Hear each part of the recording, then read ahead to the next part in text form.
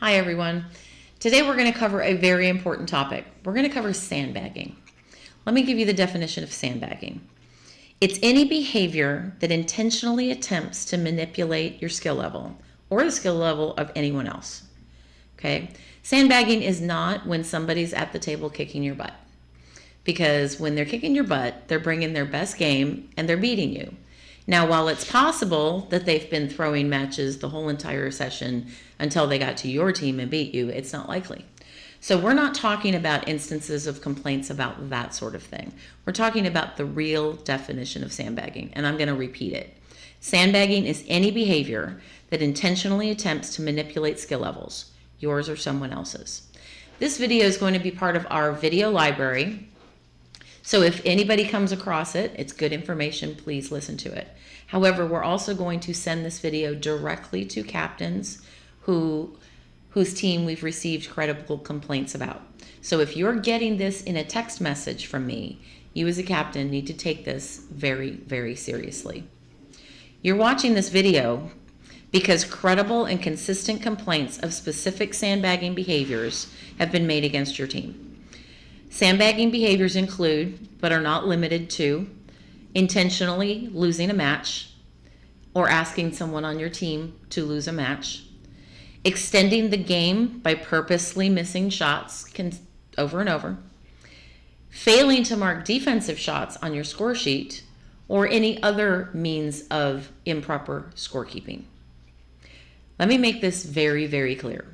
Northwest Dallas APA does not tolerate intentional sandbagging of any kind by any team or any player. Full stop. The negative impacts of sandbagging are vast and they're widespread. First of all, we have a lot of new teams. When new captains hear this kind of behavior, see this kind of behavior, they start to think that's just part of the strategy, and they start doing it, and they don't even know they're doing something that's wrong, unless, of course, they're watching this video now. You could be raised, what else could happen to you that you don't anticipate is during skill level review, you could be raised to a level that better matches what we think your true ability is, but we're basing it on data and information that is far less reliable than the equalizer system if you would just play your best and turn the right scores in the first place. Okay? And you could be locked there. It ultimately could get you suspended, but let me say this very clearly. It's ridiculously, terribly disrespectful to your opponent not to bring your A game every time you go to the table. But it ultimately could get you suspended. So if you sandbag all session and then outperform at a higher level tournament, you and your entire team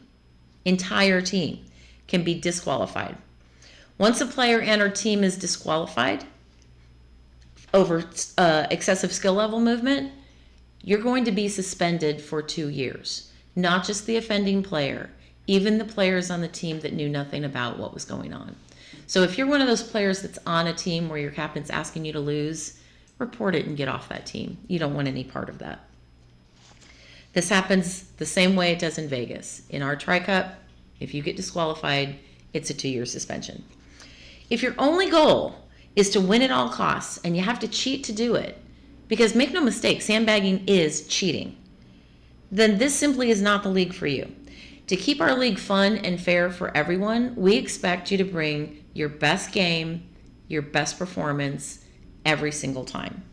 Now, we get it that you have bad days and you come in and you're not feeling it and you don't feel right and you get frustrated and you miss shots. That's not what we're talking about. We're talking about intentionally missing shots on purpose to keep your skill level down. What we expect from you as a captain, and from every captain, is to bring the best you can to the table each time you play. We expect that captains will coach and encourage their players to get better. And yes, this means that your 3 is going to become a 4, and your 4 is going to become a 5, and ultimately your team won't be able to make numbers. It's one of the reasons why you're allowed to split a team once you've got a qualification, because we know this happens. It's part of the game, it's part of life. If you get better, your team's going to have to split. But every session, every team typically loses 1 or 2 players and recruits anyway. So just do it right the first time. Don't be cheating. Come play APA to have fun, meet people, and play pool the best that you can. Have a good time, everyone. That's what it's all about. Thanks for listening.